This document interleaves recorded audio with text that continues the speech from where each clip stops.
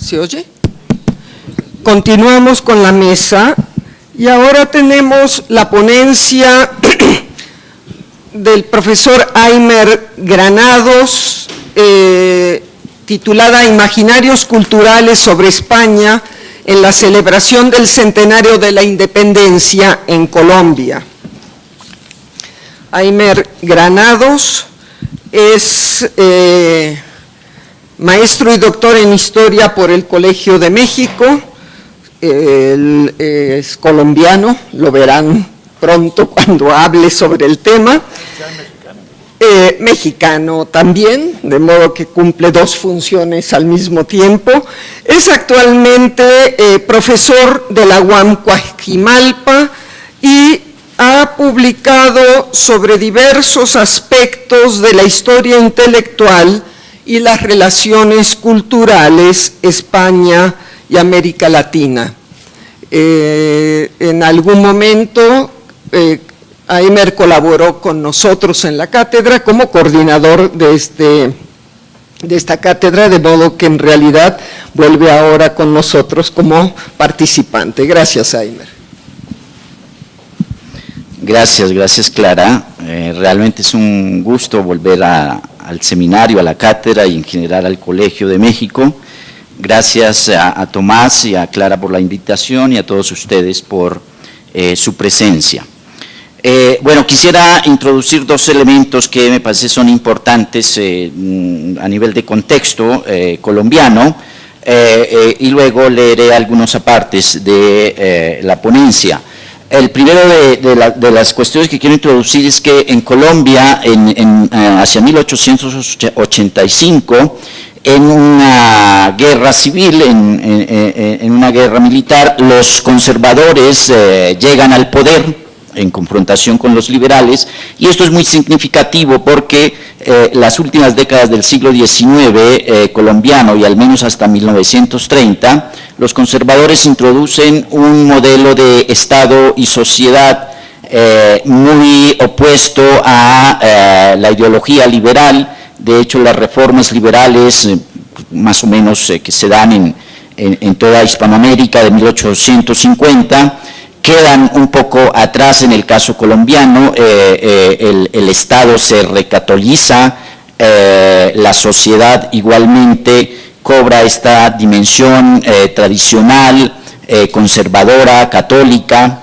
y en ese contexto es muy importante la argumentación que yo traigo para desarrollar estos imaginarios culturales sobre España en Colombia.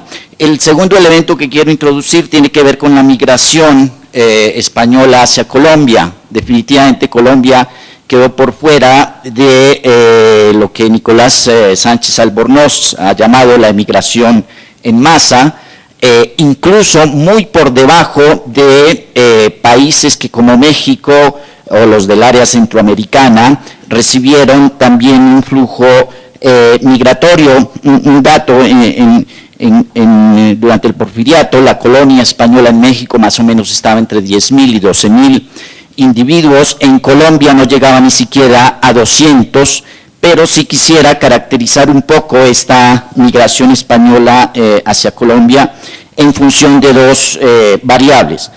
La primera ya la señalé, es un flujo migratorio muy bajo, y la segunda, que un buen porcentaje de ese flujo migratorio estuvo compuesto por curas, sacerdotes, monjas, que vinieron a apuntalar el proyecto social y educativo colombiano, y eso va a ser muy importante. Clara Lida ha estudiado estos flujos migratorios por fuera de la migración en masa, aplicando un modelo que muchos acá conocemos y hemos aplicado también en nuestras investigaciones. Es el modelo cualitativo, ¿no?, que da paso a el impacto que este goteo migratorio tuvo en estos países, y no se detiene tanto en lo cuantitativo. Bueno, frente a este panorama de la migración española hacia Colombia, cuando el siglo XIX llegaba a su fin e iniciaba el XX, Me parece que el modelo de la migración cualitativo introducido por Clara Lida para analizar la colonia española en México es pertinente. Sin embargo, y en complemento a él, formula la siguiente hipótesis para el caso colombiano. Dadas las características del modelo estatal y social de Colombia durante este periodo, uno y otro signado por un régimen conservador, tradicionalista y enfáticamente católico, el débil flujo migratorio español encontró un espacio propicio para insertarse en aspectos tan fundamentales como el sistema educativo y de misiones evangelizadoras. A ello hay que agregar que la clase política colombiana de la época era muy proclive a lo que en las relaciones hispanoamericanas se ha enunciado como el imperio espiritual de España en América, esto es, catolicismo, raza e idioma. A este imperio espiritual habría que sumar una memoria histórica en relación a una España gloriosa, conquistadora y forjadora de una civilización en el Nuevo Mundo. Pero además también hay que tener en cuenta que los conservadores colombianos en el poder, particularmente con la promulgación de la Constitución de 1886, fueron muy adeptos a la España autoritaria y jerarquizada, a esa sociedad española mayoritariamente tradicional y hacia algunos aspectos de la cultura que, como el idioma, transpiraba hispanismo. No quiero afirmar que en Colombia la hispanofilia era total, pero a diferencia de México, en donde al menos durante el porfiriato hispanofobia e hispanofilia eran más o menos visibles, en Colombia la hispanofobia fue menor. España en la fiesta del centenario, reivindicación de la conquista, el conquistador y la colonia. Bueno, revisando la documentación del centenario colombiano, me encontré con un libro que se hizo a propósito de estas celebraciones. También se imprimió una revista, la revista del centenario, el libro del centenario, y allí me fueron muy útiles, ¿no?, para armar la argumentación.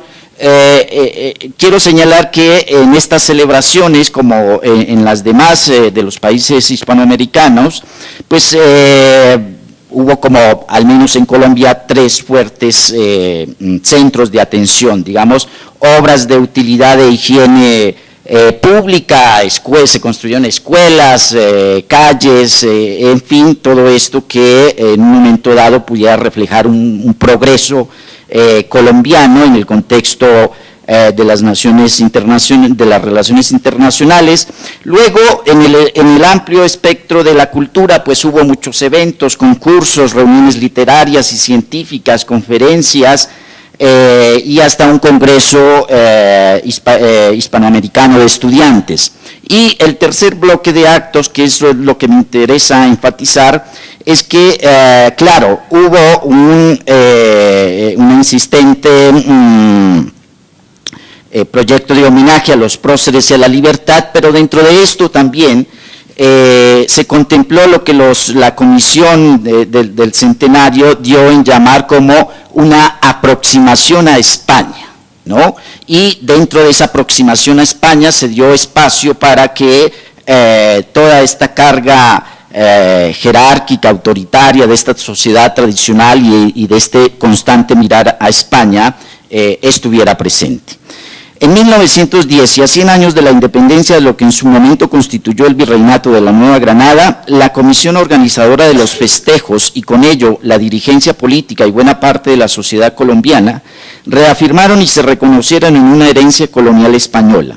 En el marco de lo que se dio en llamar homenaje de Colombia a España, se apeló a la memoria histórica y a actos cívico-patrióticos en los cuales fueron descubiertas placas conmemorativas en honor de los conquistadores. Pero de las placas se pasó a los discursos y en ellos también se reafirmaron los imaginarios culturales en torno a España y lo español. Antonio Gómez Restrepo, subsecretario del Ministerio de Relaciones Exteriores de Colombia de la época, reafirmó esa identidad con España de diferentes maneras. Por ejemplo, expresó que el homenaje a España manifestaba un propósito de, cito, formar siempre parte de la gran confederación espiritual de los pueblos españoles. Hasta aquí la cita.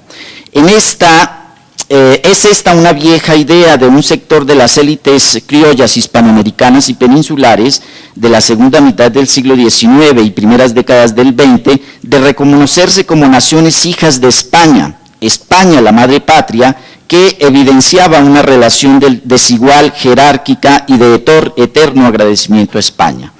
Para ratificarse en esta idea, Gómez Restrepo pidió no envolver la colonia y a sus hombres en las sombras del olvido. Igualmente argumentó que no se podía comparar a la raza conquistadora y a las infortunadas tribus indígenas. En estos discursos hay dos asuntos de importancia para definir el imaginario colombiano en torno a España. Por un lado, la hipótesis de la nacionalidad devenida de los conquistadores y por la otra, la reafirmación de la herencia colonial como proceso civilizador y de nacionalidad. Es un hispanismo que en el caso colombiano, a diferencia del mexicano, no tuvo un contrapeso ideológico en el indigenismo. Efectivamente, en mayor o menor grado y dependiendo del país y de su legado prehispánico, el indigenismo apareció como una corriente ideológica que se contraponía al hispanismo. El caso mexicano es notable en este sentido y a reserva de hacer una revisión de fuentes más importante, el caso colombiano no lo fue así. Un segundo aspecto del hispanismo colombiano es la reivindicación del periodo colonial como elemento de reafirmación nacional. En ello hay una gran diferencia con los criollos del periodo de la posindependencia, muchos de ellos de tendencia ideológica liberal que afirmaron su identidad como nueva nación rechazando y haciendo una fuerte crítica a la colonia, la cual consideraban como algo nefasto. Un siglo después, la nacionalidad colombiana integraba a su fundamentación el legado y la importancia civilizadora de la colonia, exaltando la figura de los conquistadores y a hombres notables de la colonia. El primero de los eventos de los festejos del centenario de la independencia colombiana se realizó el 15 de julio. Fue un acto organizado por la colonia española en Bogotá que rindió un homenaje a Colombia. En este evento sobresalió la figura de Gonzalo Jiménez de Quesada, el conquistador del nuevo reino de Granada y fundador de la capital colombiana. Es interesante destacar lo que se dijo de Jiménez de Quesada, pues la figura del conquistador en Hispanoamérica durante el siglo XIX y bien entrado el siglo XX generó pasiones y detracciones en relación con ciertos sectores criollos e hispanófilos, que los identificaron como los iniciadores de la nacionalidad, a los conquistadores. En México, por ejemplo, la reacción indigenista a este planteamiento no se hizo esperar y se generó una gran discusión sobre los orígenes de la nacionalidad en torno a las figuras de Cortés y Cuauhtémoc. En Colombia, salvo una búsqueda más sistemática de fuentes, esta reacción indigenista no se presentó. En cambio, en el homenaje de España a Colombia, algún vocero oficial del Consejo Bogotano, refiriéndose a los conquistadores, manifestó un imperecedero recuerdo a la memoria de los que con positivo orgullo hemos llamado fundadores de nuestra nacionalidad y de la patria.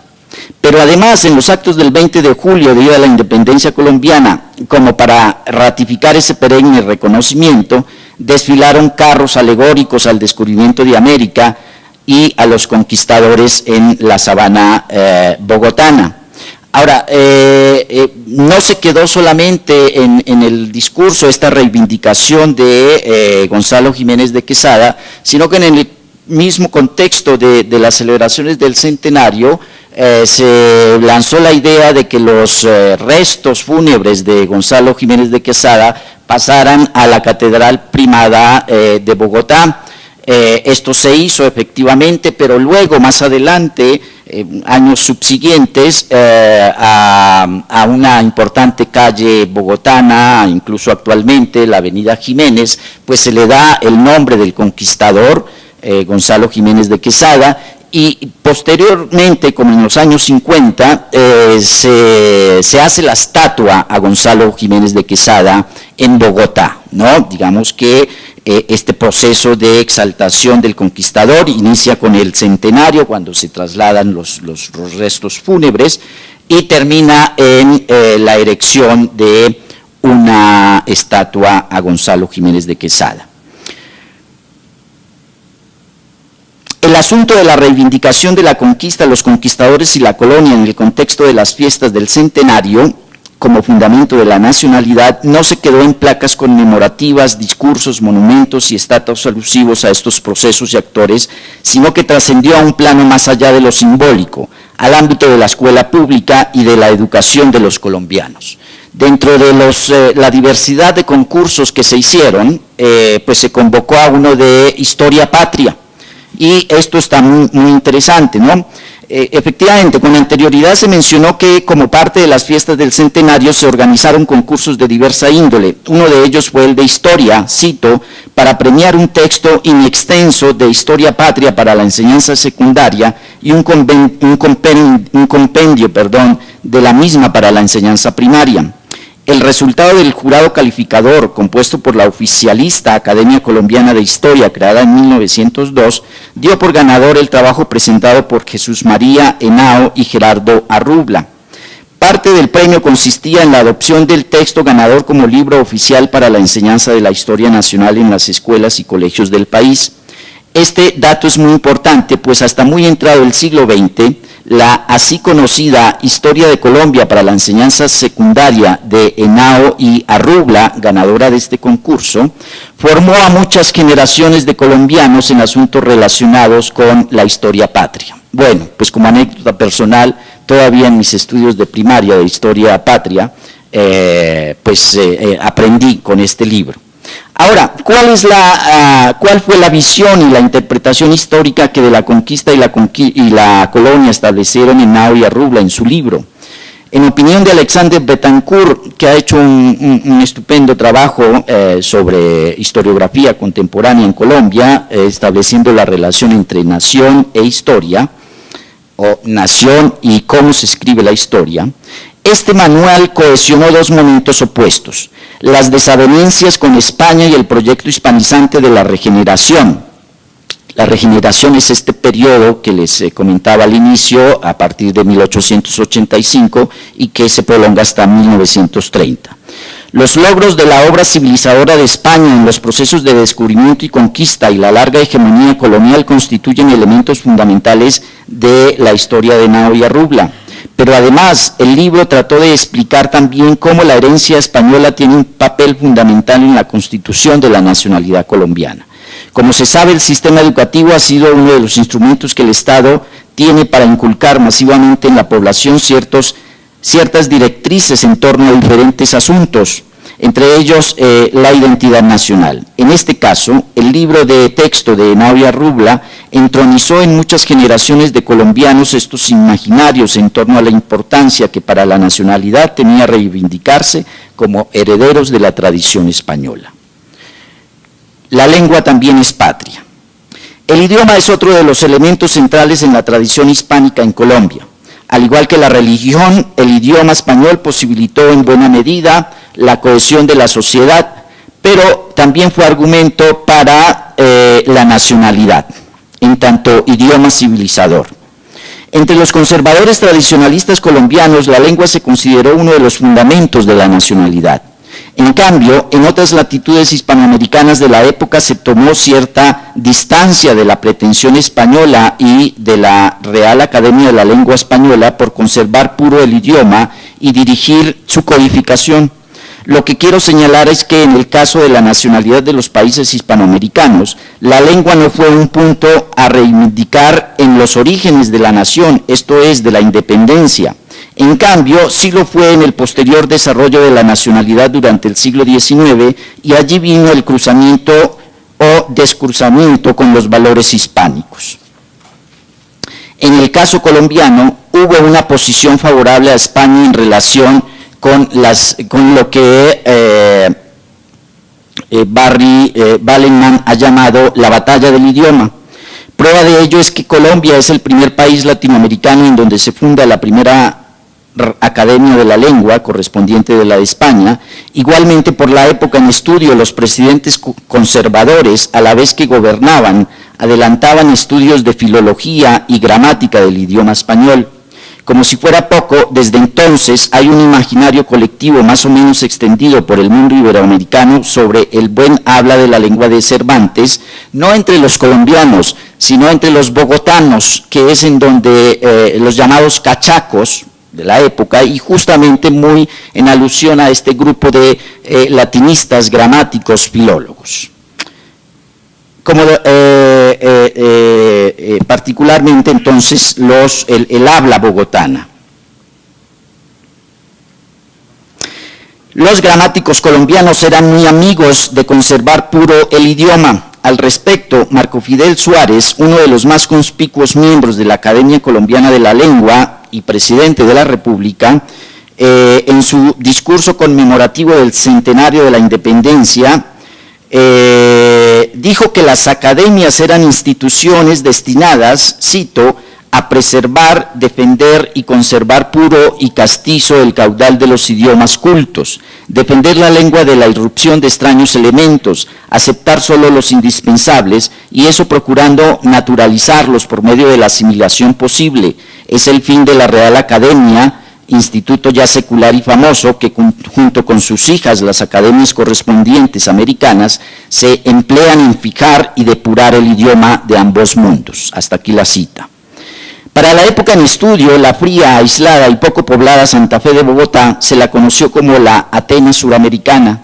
Tan monumental remoquete se debió, entre otros aspectos, a que se consideró que las élites bogotanas hablaban el mejor español en lo que antiguamente fueron los dominios españoles en América, y a que un puñado de hombres de letras se convirtieran en latinistas como Miguel Antonio Caro, y a que el gusto por la cultura clásica lo combinaran con el estudio de la filología, la gramática y la ortografía castellana, como Rufino José Cuervo y Marco Fidel Suárez. Bueno, actualmente, y teniendo su origen en este contexto que estoy señalando, una de las grandes instituciones culturales en Colombia es justamente el Instituto Caro y Cuervo, ¿no?, dedicado a el estudio del idioma español. En medio de sus estudios literarios y filológicos sobre el idioma español, muchos de estos personajes ejercieron el poder político, llegando a ser la mayoría de ellos presidentes de la República u ocupar altos cargos burocráticos y senatoriales. Malcolm Dees, colombianista inglés, dice que en el caso colombiano esta clase de sabiduría estuvo íntimamente ligada con el poder. A ello habría que agregar que esta clase de saberes que iban de lo latino a lo literario y lo filológico compaginó y se entrelazó muy bien con el gusto y por el interés político e ideológico que este grupo de letrados tenía por España. Efectivamente, durante la llamada hegemonía conservadora, un alto porcentaje de los gobernantes que llegaron a la presidencia a la vez que ejercían el poder estudiaban el idioma. Este fuerte nexo entre poder y gramática los llevó a exaltar la herencia cultural hispánica en lo que tenía que ver con el idioma. Hice una lista de estos presidentes y sus estudios filológicos, ortográficos y demás, no me da tiempo de leerla. Pero más allá de resaltar el hecho de que en Colombia por un largo periodo idioma y poder fueron de la mano, me interesa establecer que el idioma español fue retomado por este grupo de letrados hispanistas como uno de los elementos de la nacionalidad colombiana. El vínculo con la madre patria a través del idioma lo dejó saber claramente Miguel Antonio Caro,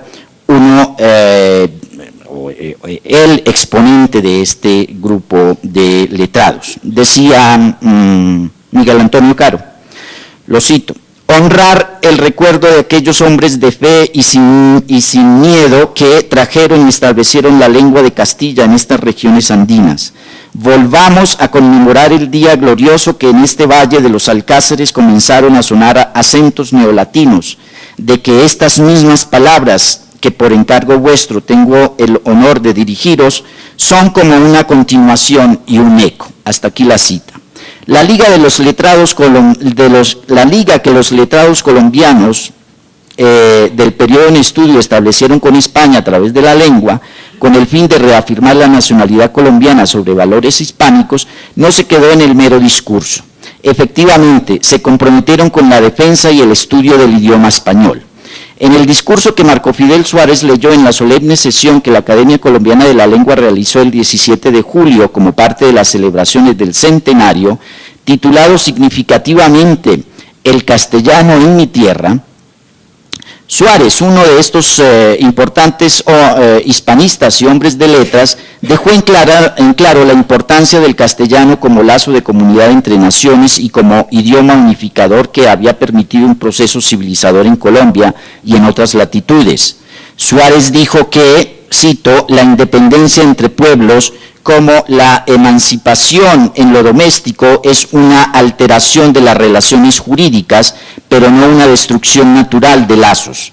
Justo esos lazos a los cuales llamó espirituales eran, por supuesto, la raza, las tradiciones en lo pasado, la religión y la lengua. Para Suárez, antes de la llegada de los españoles, el territorio colombiano era una Babel esparcida e infortunada, compuesta de tribus que hablaban idiomas distintos en cada valle y sobre cada montaña, mientras que hoy un solo labio y una sola lengua son los que sirven para producir las palabras civilizadas que corren por los Andes y las Pampas, decía Suárez. Para Suárez, el idioma español era una lengua imperial en tanto sus dilatados dominios estaban en Europa, América y Oceanía, pero también, y esto lo quisiera recalcar, era una lengua nacional. La lengua es la patria, decía Suárez. Este personaje cerró su alocución diciendo que el estudio de la gramática y la defensa del idioma no era tan solo un ejercicio de vocación literaria. Esto es también labor patriótica, decía, porque Colombia no es apenas su territorio y sus habitantes, sino su historia inmortalizada por los mártires y los héroes, su fe católica, su lengua castellana. Hasta aquí la cita. Pero además de sus preocupaciones por cuestiones latinas y filológicas y gramaticales de la lengua española, estos hombres profundamente católicos entablaron fuertes lazos de cultura y amistad con España y con destacados hispanistas españoles como Marcelino Menéndez y Pelayo. Por ejemplo, es muy reconocida la amistad de este con Miguel Antonio Caro, con Rufino José Cuervo, con José María Rivas Grot, con Rafael María Carrasquilla, con Carlos Holguín, con Guillermo Valencia, entre otros hispanistas colombianos de fines del 19 y principios del 20. Todos ellos, entre los más Caro y Menéndez y Pelayo, eran conservadores tradicionalistas, enemigos radicales de las ideas liberales y muy cercanos a la organización del Estado, la sociedad y la familia en torno a los preceptos de la Iglesia Católica. Miguel Antonio Caro, por ejemplo, fue llamado por el arzobispo José Telésforo Paul, importante obispo en la definición de las relaciones iglesia papales con el Estado colombiano. Decía Paul, o le dio el remoquete a Caro como el adalid de Cristo y de su iglesia en Colombia.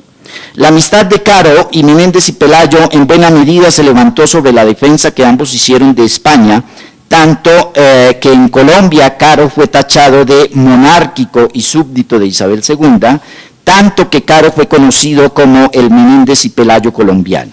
Mientras el español criticó fuertemente el krausismo alemán, de cuyo estólido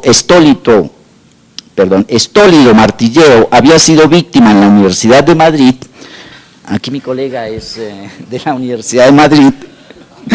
El colombiano había luchado sin tregua contra el utilitarismo de Bentham, cuyo libro había sido impuesto por disposición legislativa como texto de la universidad, durante los gobiernos liberales, por supuesto. Bueno, hice una cala de la correspondencia de Menéndez y Pelayo con estos hispanistas colombianos, y resultaron muchos temas, ¿no?, que reafirman un poco las hipótesis que he presentado acá. Bueno, ahí se muestra muy bien sus gustos por la traducción de latinos clásicos, por los avatares del idioma español, por un intenso diálogo en torno a los rumos de la literatura hispanoamericana, por un continuo intercambio de libros, revistas y datos sobre la historia de la literatura colonial e hispanoamericana, y también una insistente queja por la incomunicación cultural en que vivían los países iberoamericanos.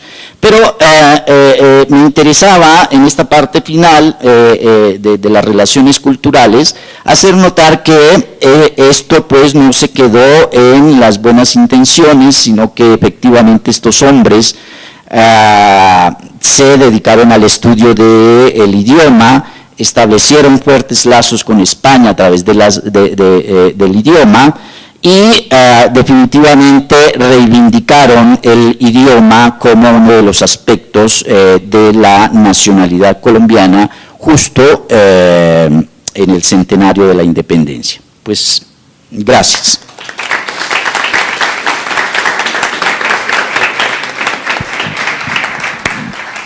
fascinante realmente. Pero bueno, vamos a dar ahora la palabra a el profesor Tomás Pérez Bejo. En esta cátedra es absolutamente conocido, puesto que él codirige la cátedra y tengo el privilegio de tenerlo como colega en muchas lides. Además de ello, Tomás es doctor en Historia por la Universidad Complutense de Madrid y actualmente es profesor investigador en el posgrado de Historia y Etnohistoria de la Escuela Nacional de Antropología e Historia, la ENA, en México. Sus principales líneas de investigación son los procesos de construcción nacional en el mundo hispánico y el uso de las imágenes como fuentes para la historia política. Ha publicado numerosos libros importantes en estos temas, artículos, y sin más le doy la palabra. Él va a presentar una ponencia titulada «Cuando los españoles estuvieron a punto de dejar de ser gachupines, España y los españoles en el México del primer centenario». Tomás. Gracias, Clara. Bueno, como sé que Clara tiene un extraño sentido de la justicia y dado que soy codirector no me va a dejar ni un segundo más del tiempo que tengo asignado, he decidido que voy a leer, porque es la única forma que pueda acabar lo que quiero decir y espero acabar en el tiempo. Mi hipótesis de partida con respecto al tema que estamos trabajando aquí es que la presencia de España, los españoles y lo español en la vida pública de todas las repúblicas hispanoamericanas durante todo el siglo XIX fue constante, muy intensa y estuvo condicionada por 4 factores básicos. Uno, 4 factores básicos que van a variar de unos países a otros. Uno, las peculiaridades del proceso de construcción nacional con el pasado español convertido en un objeto de discordia desde el mismo momento de la independencia. Es decir, qué significaba ese pasado, formaba parte de la nación, no formaba parte de la nación, etcétera. Otro, los intereses geopolíticos y económicos de España en un área muy concreta que es el área del Caribe. Un área del Caribe convertida en una especie casi como de gran juego afgano, pero en la zona caribeña, en la cual estuvieron implicados todas las grandes potencias de la época, es decir, Francia, Inglaterra, Estados Unidos, y que giraba en última instancia en torno a la isla de Cuba, que era el centro de ese gran juego caribeño, por llamarlo de alguna forma. Por otro lado, un proceso de construcción nacional español en el cual jugó un importante papel eso que yo he llamado imperialismo de sustitución. Es decir, España ocupaba un lugar marginal entre las naciones del mundo a partir de principios del siglo XIX, de forma muy clara, pero había algo en la política imperialista europea del siglo XIX que no solo era un componente económico, sino que había un componente de prestigio nacional. Había las naciones moribundas y había las naciones que tenían un papel en la historia. España obviamente tenía problemas para jugar un papel como protagonista de la historia, por lo tanto empezó a jugar desde muy pronto un papel importante, esa idea de, bueno, no tenemos un imperio pero lo hemos tenido y además tenemos un imperio espiritual. Esto va a llevar a políticas de alianzas, intervenciones a lo largo de todo el siglo XIX de la política española en América Latina. Es algo que normalmente los historiadores españoles tendremos a obviar, pero España siguió estando presente en América Latina con intervenciones militares, intentos de golpes de Estado, participación en la política interna de los países, etcétera. Y por último, los conflictos derivados de la situación de los españoles en esos países, tanto de los que estaban en el momento de las independencias y que se quedaron, que fueron la mayoría, como por los que fueron llegando a lo largo del siglo XIX en una inmigración no muy intensa hasta las últimas décadas, pero que siguió siendo constante y que va a estar ahí presente porque eso va a generar conflictos de xenofobias, etcétera, etcétera. La importancia de cada uno de estos factores no fue homogénea en todo el continente y, como consecuencia, tampoco el lugar que tuvo el debate sobre España en cada uno de estos países. Estamos ante pautas generales, pero cuya mayor o menor intensidad deriva de la complejidad del proceso de construcción nacional, los intereses españoles en la región, la presencia mayor o menor de españoles en el territorio, etcétera. Y con una especial incidencia en torno a la zona circuncaribeña, que se dan todos estos factores. En este contexto de geopolíticas variables, México ocupó un lugar particular especialmente relevante. Especialmente relevante, ¿por qué? Primero, porque hubo dos proyectos alternativos de nación, cada uno de ellos con su propia versión sobre lo que España era y significaba. Para unos, digamos, el proyecto liberal, es un asunto que no quiero entrar ahora. Utilizo el término liberal, pero no estoy muy seguro de que sea el término apropiado. Era el otro absoluto. España era la negación, era la desespañolización como proyecto realmente de construcción nacional. Y para otros, el origen de la nacionalidad mexicana. Es decir, España era la raíz en la cual había nacido la nacionalidad mexicana. Los intereses geoestratégicos de España en México van a ser centrales durante todo el periodo, porque está la isla de Cuba, y la isla de Cuba, además, con la presencia norteamericana constante y con la amenaza norteamericana constante. Y la presencia de españoles en México, que ese es un asunto que a mí me gustaría dedicarle un poquito de espacio. La presencia de españoles en México nunca fue muy importante, ni siquiera en la época de las grandes migraciones de finales del siglo XIX. Ahora, reúne una serie de características que la convierten en más relevante de lo que su número cabría hacer pensar. Más relevante, ¿por qué? Primero, porque fue la colonia extranjera más numerosa en México, y eso ya es un asunto central, es decir, los extranjeros en México, fundamentalmente, la mayor parte son españoles. Son pocos los extranjeros porque las políticas migratorias del Estado mexicano fueron un fracaso en líneas generales, pero es el número más numeroso. Por otro, porque tienen pautas de incorporación social relativamente particulares. Particulares por varios motivos. Primero, porque es una inmigración que no se interrumpe con la independencia, sigue manteniendo pautas muy semejantes a las que se habían dado a finales del siglo XVIII, principios del siglo XIX. Prácticamente siguen llegando vizcaínos y montañeses, que los que habían llegado en el siglo XVIII, con la inclusión de los asturianos a finales del siglo XIX. Siguieron utilizando, por tanto, las viejas redes migratorias y, sobre todo, un aspecto que a mí me parece que es central, es las particularidades de la estratificación social mexicana. Y las particularidades de la estratificación social mexicana tienen que ver con lo siguiente. Fundamentalmente, la estratificación social mexicana durante el siglo XIX, y no quiero hablar del XX, es una estratificación fundamentalmente de carácter étnico, es decir, no hay una pirámide social, hay dos pirámides sociales sobrepuestas. Una cortísima pirámide situada en la parte superior de blancos y una amplísima pirámide situada en la parte inferior de mestizos indígenas. Claro, ¿qué ocurre con estos españoles que están llegando? Que tanto debido a su forma de integración a través de redes preexistentes como a esa peculiar estructura de la pirámide social, no se insertan en la parte baja de la pirámide, que es lo que suele ocurrir tradicionalmente en cualquier fenómeno migratorio, sino que se insertan en la parte baja de la pirámide blanca, pero que eso le sitúa ya por lo menos casi en el 75% por encima de todo el resto de la pirámide. Todo ello hace que, además, esos grupos sean el contacto entre las dos pirámides, con lo cual la situación de los españoles es especialmente conflictiva porque son el punto de fricción entre esas dos comunidades, indígena por un lado o mestizo indígena por un lado y blanca por otro. Factores todos ellos que explican las conflictivas, yo diría conflictivísimas relaciones de México con España, lo español y los españoles durante todo el siglo XIX. En el momento de la celebración del centenario, sin embargo, la situación había dado un vuelco radical, o al menos aparentemente radical, desde todos los puntos de vista, tanto desde la perspectiva española como desde la perspectiva mexicana. Desde la española, porque la pérdida de Cuba convirtió a México en un país bastante menos central de lo que lo había sido a lo largo de todo el siglo XIX.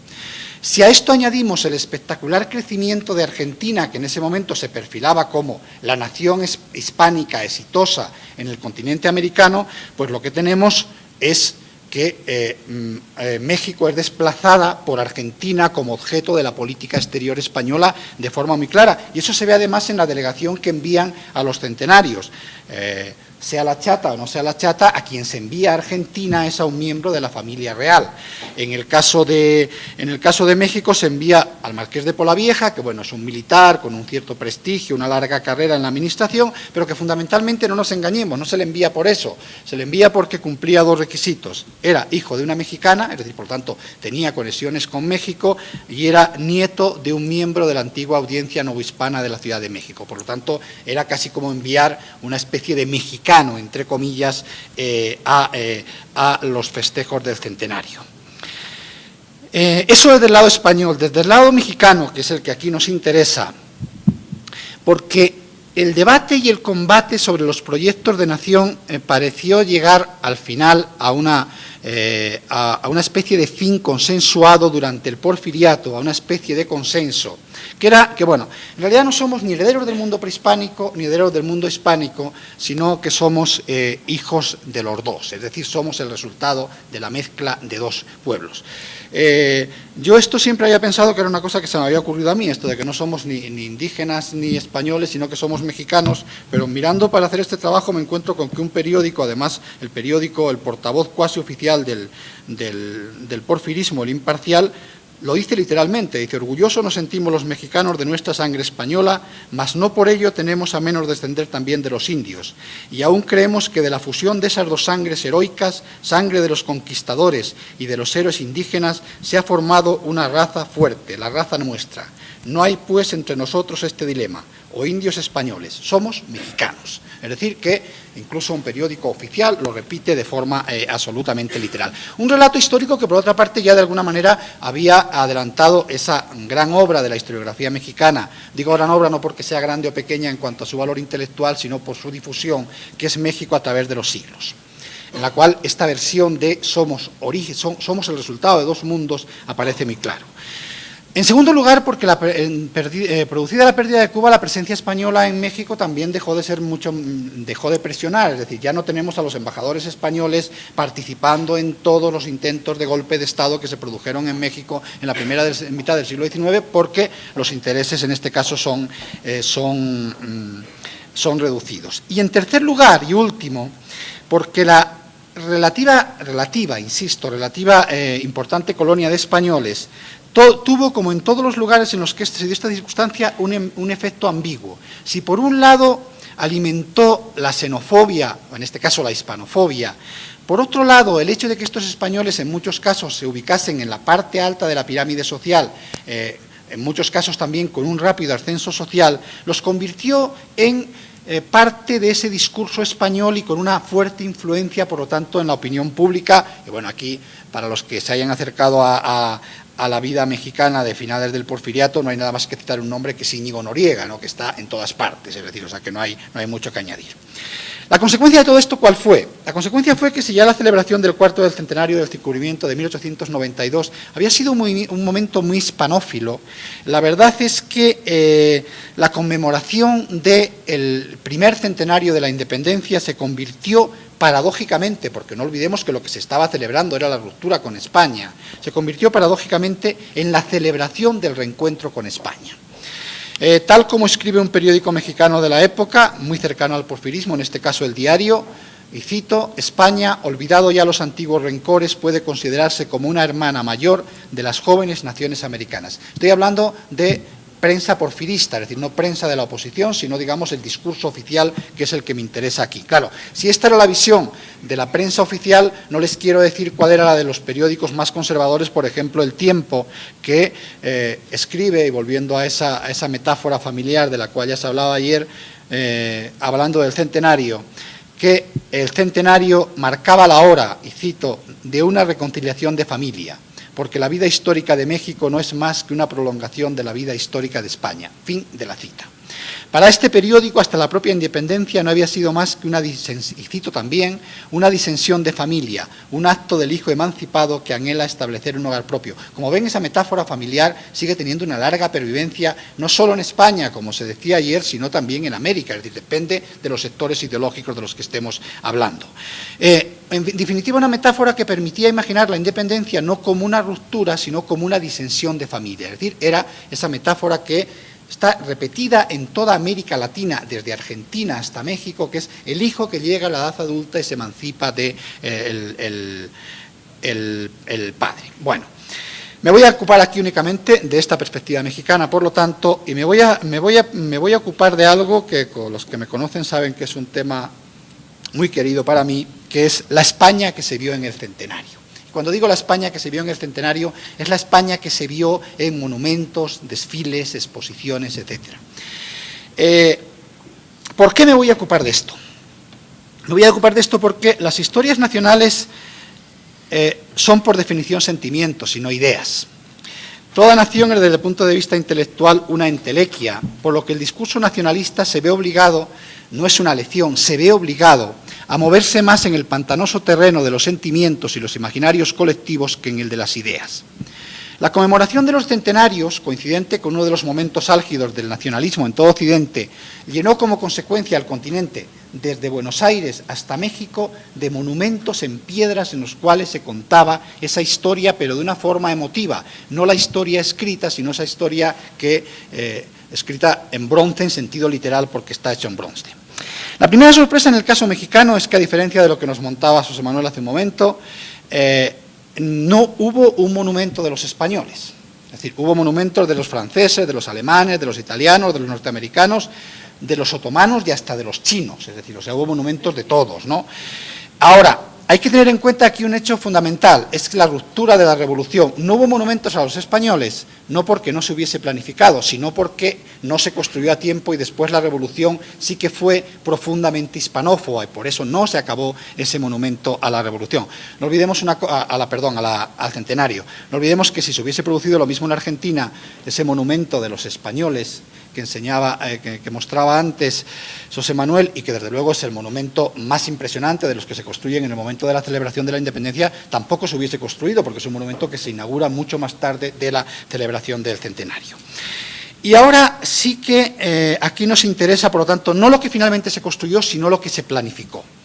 Y lo que se planificó, sin duda, es el monumento más espectacular de los imaginados por ninguna otra colonia extranjera, aunque no llegase a construirse. El monumento ofrecido por la colonia española, tras una serie de discusiones, primero se planteó que el monumento debía de estar dedicado a la lengua, ese asunto tan caro y tan querido a todo el conservadurismo de la idea de una comunidad de lengua, fue finalmente un monumento que iba a estar dedicado a Isabel la Católica. Y aquí cito lo que dice uno de los periódicos del porfirismo: la gran reina que dio a su patria un nuevo mundo y al nuevo mundo los primeros elementos de civilización. Esto es el discurso más hispanófilo que uno se pueda encontrar y es el discurso oficial. Elección que resulta ya altamente significativa, pero finalmente, bueno, esa no deja de ser una decisión de la colonia española, que es la que ofrece el monumento. Pero lo que no es una decisión de la colonia española es la ubicación del monumento, y aquí es donde voy a centrar parte de mi intervención.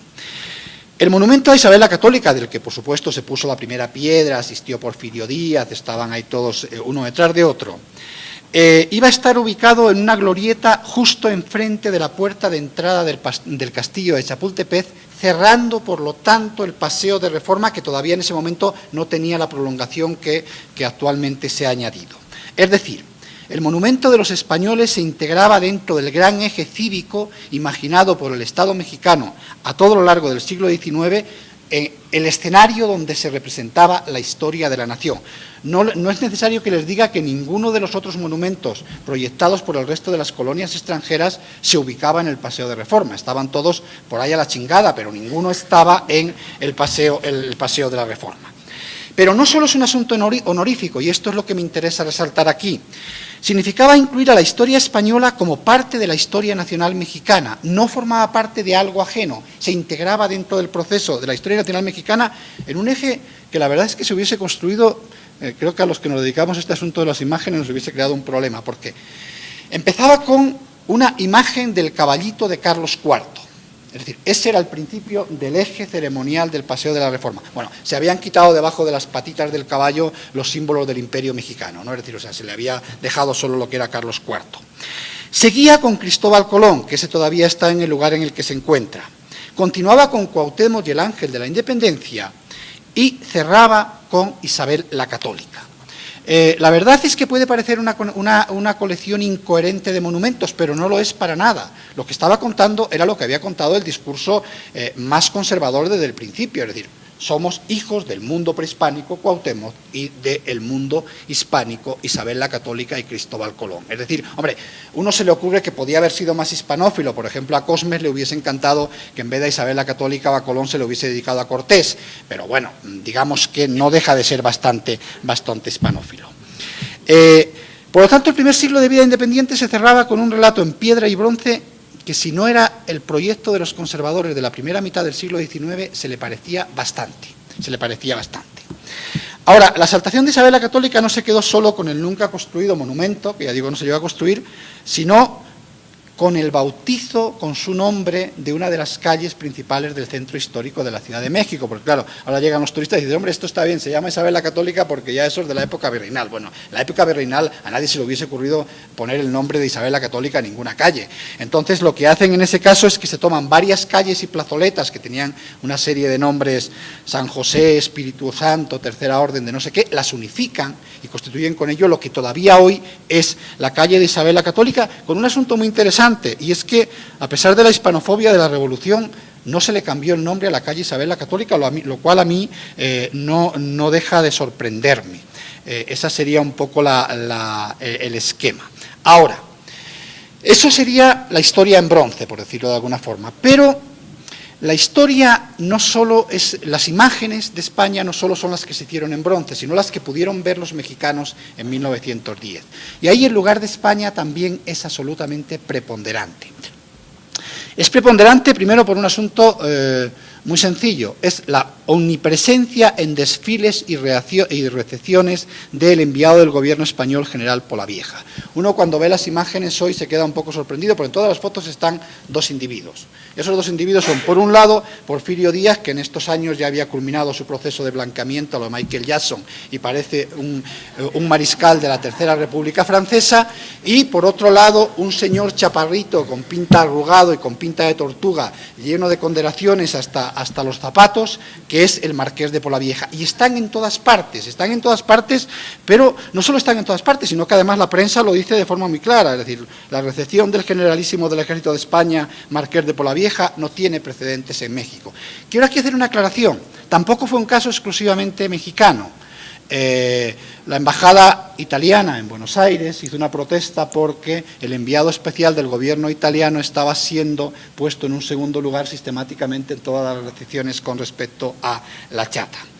Ahora, no solo la visibilidad es en ese espectáculo, es que España fue la única nación extranjera citada en el momento del discurso de inauguración del Monumento de la Independencia, el acto central del centenario, es decir, el acto en que se inaugura el monumento del Paseo de la Reforma, y los cito porque yo creo que es absolutamente revelador.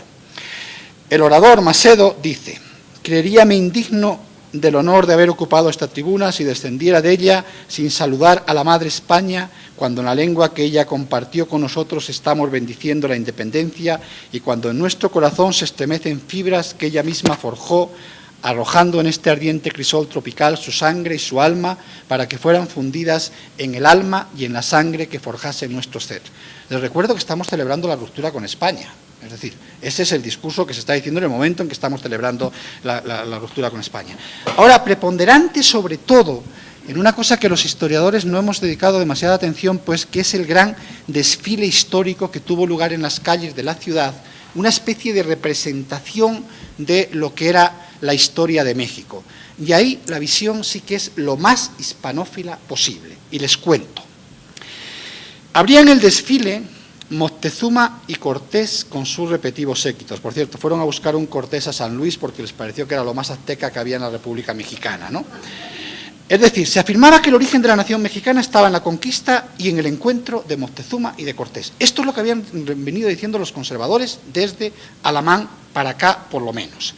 Seguía con una pormenorizada representación de la sociedad virreinal en toda la complejidad de sus órdenes y estamentos. Estaban todos, es decir, se hizo una especie de simulacro de lo que era la representación de todo el mundo virreinal. Con lo cual, claro, algo que el discurso liberal había negado continuamente, que era que México tuviese algo con el pasado virreinal. Aquí se exponía en todo su esplendor. Y el final es absolutamente apoteósico, porque el final, como algunos que me han oído en otras ocasiones, yo he dicho que el centenario de la independencia significó la exclusión absolutamente de Iturbide del santoral laico de la Platía mexicana, pero no en el desfile histórico. En el desfile histórico quien desfiló fue Iturbide al frente del ejército realista al pleno. Y cuando digo al frente del ejército realista al pleno, digo granaderos imperiales, y fíjense los nombres: Fieles de Potosí, Regimiento de Fernando VII, Dragones del Rey, etcétera, etcétera. Es decir, se significa una especie de visión absolutamente hispanófila de la historia nacional. Hubo otra España que se vio, a la cual solo le voy a hacer referencia, pero también referencia un poco por esa dinámica Argentina-México, que es muy interesante. Claro, en el concepto de esos momentos de profundo espíritu nacional y nacionalista, la vida de los pueblos, el alma de los pueblos se expresa a través de su arte. Solo hubo 2 exposiciones de arte español en América. Las 2 exposiciones fueron, por un lado, la que se hizo en México y, por otro lado, la que se hizo en Buenos Aires. Ahora, ahí sí que quedaba claro que en esos momentos, si uno ve la lista de los pintores que mandaron obra a Buenos Aires y la lista de los pintores que mandaron obra a México, la verdad es que lo de México queda bastante deslucido. Queda bastante deslucido, entre otras cosas, supongo. Ahí no creo ni siquiera que fuese una intervención del gobierno español. Lo que pasa es que los pintores españoles sabían en esos momentos que donde podían vender sus cuadros era en Buenos Aires y no en México. Por lo tanto, toman una decisión que es una decisión absolutamente clara. Ahora, esto es la España que se vio en la celebración del centenario. ¿Qué ocurre si de las imágenes pasamos a las ideas? Es la España sobre la que se discutió en la celebración del centenario. Bueno, yo creo que la España que se lo discutió es muy clara. La hispanofobia del México del siglo XIX es obvia, yo mismo me he ocupado de ella en algunas ocasiones, pero sin embargo esa hispanofobia se va atenuando de una forma marcadísima en torno a las fechas de celebración del centenario. Algo que es claramente perceptible ya en la visita de Altamira. Cuando Altamira llega de visita a México, la prensa liberal le recibe con los brazos abiertos. Le dedica páginas, reproduce sus artículos, etcétera. Y aquí quisiera hacer una aclaración, es decir, Altamira entra dentro de lo que podemos considerar un cierto pensamiento progresista, y pongo lo de progresista entre comillas. Ahora, en cuanto a su visión del mundo hispanoamericano, se movía en una especie de panhispanismo orgánico, que desde luego tenía un origen muy claro, que era su formación con el pangermanismo alemán. Y ese panhispanismo orgánico, desde luego, hubiese hecho las delicias de cualquiera de los conservadores mexicanos del siglo XIX que habían estado contando lo mismo. Es decir, o sea, somos una cultura que tiene una forma de ver el mundo distinta, determinada por la lengua, etcétera. Sin embargo, Altamira fue saludado de manera unánime por la prensa liberal, y cito una frase que es absolutamente sintomática y que repiten todos los periódicos: es el representante de la España nueva, es el representante de esa nueva España, etcétera, etcétera. Ahora, al margen del recibimiento de Altamira, desde luego todos los periódicos, y aquí sí que prácticamente sin una exclusión, ya les decía yo que me iba a cortar en el momento en que yo estaba más emocionado con este asunto. Bueno, hay una retórica claramente hispanófila en la cual se está reclamando continuamente, y ahí, por primera vez, además, es homogénea en la prensa de cualquier sesgo ideológico, que eso sí que es una cosa muy rara en torno a esto. Un periódico liberal puede escribir algo tan raro como que los españoles son los extranjeros más mexicanos que viven con nosotros. Casi todos han formado aquí su familia. Es decir, eso, desde luego, 10 años antes no hubiese habido ni un solo periódico liberal que hubiese dicho eso, sino gachupines hijos de la chingada, ¿no? Es decir, o sea, entonces, eso no deja de ser un asunto absolutamente sorprendente. Si tenemos que hacer caso de la prensa, y aquí quiero hacer una aclaración, y que también tiene un poco que ver con lo que se discutió ayer, en los documentos hay que creérselos muy relativamente. Si tenemos que hacer caso de la prensa, este acercamiento fue tan exitoso que un periódico como El País puede congratularse que hasta las habituales agresiones contra los españoles el día del grito han desaparecido. Y digo esas habituales porque lo habitual en la prensa del siglo XIX es que al día siguiente de la celebración del grito empieza a haber las denuncias de el abarrotero que le habían estropeado la puerta de su negocio, el otro que le habían pegado en una esquina, etcétera, etcétera. Y entonces El País escribe, dice, no hace muchos años que esa noche encubría entre sus sombras el espectáculo más inculto que darse pudiera, el de una horda salvaje lanzando mueras a la madre patria y a sus hijos, acompañando a aquellos con obras dignas de los mismos. Congratulémonos de la muestra de cultura dada por nuestro pueblo a suprimir para siempre injustos e indignos insultos contra la noble Iberia y sus hijos. Fin de la cita. Bueno, ¿cuál es la conclusión de todo esto? Para que no me pases el de los 2 minutos, ¿eh? En resumen, tanto la representación de la historia que se hizo con motivo de la conmemoración del centenario de la independencia, como los discursos y debates que tuvieron lugar en torno a ellas, fueron profundamente hispanófilos. Posiblemente nunca en toda la historia de México los españoles estuvieron tan cerca, al menos en el discurso público, y eso quiero dejarlo claro, de dejar de ser pinches gachupines para convertirse en hermanos españoles, parte de una misma fraternidad casi nacional. Sin embargo, a finales de ese mismo año, el estallido de la Revolución volvió a resucitar todos los demonios del antigachupinismo tradicional de las clases bajas mexicanas. El grito de mueran los gachupines volvió a ser utilizado de un a otro lugar de la República como elemento de movilización política. Para poner un ejemplo que es muy claro y muy obvio, en el estado de Morelos, los seguidores de Zapata, uno de sus gritos de movilización fue otra vez el de mueran los gachupines. Posiblemente, porque como ya he mantenido en otras ocasiones, en México el problema de España y los españoles es un problema interno, y es un problema interno que se activa de manera recurrente en cualquier tipo de crisis política social. Ahora, esa es otra historia, pero aquí sí que me gustaría hacer una pequeña aclaración porque eso me permite hablar de lo que no pude hablar ayer. Pero un segundo, acabo enseguida, no te preocupes. En Morelos sabemos que los hacendados morelenses no eran gachupines. Es decir, ese mueran los gachupines es, en realidad, mueran los blancos, porque, y ahí no tenemos ninguna duda, podemos tener discusión de quién era gachupín o quién era gachupín en el siglo XVIII, porque eso puede haber unos ciertos problemas de interpretación, pero en este caso, la mayor parte de los hacendados, había algún español, no digo todos, pero la mayor parte de los hacendados eran blancos mexicanos.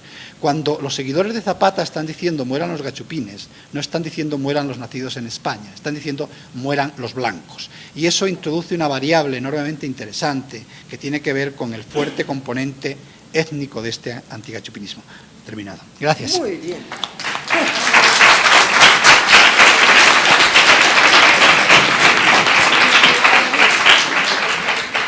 Bueno, gracias Tomás por esta disciplina que no te conocía.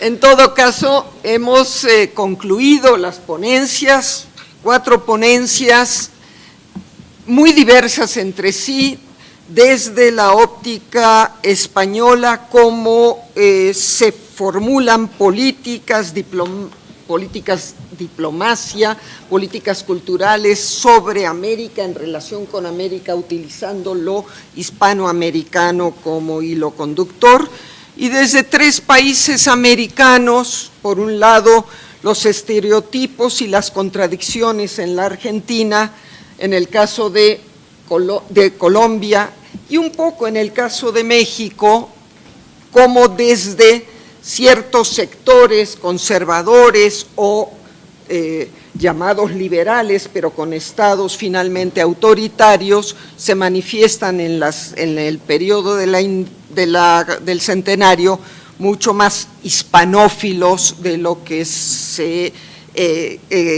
puede pensar contra largas tradiciones de hispanofobia e hispanofilia en conflicto.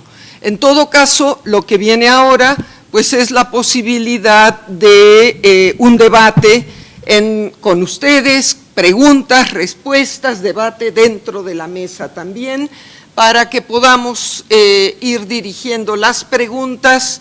Les pedimos que sean breves en sus formulaciones, por favor no den una contraponencia, que a veces eso ha sucedido, sean breves, específicos y sumaremos rondas de preguntas. Entonces, ¿algún comentario?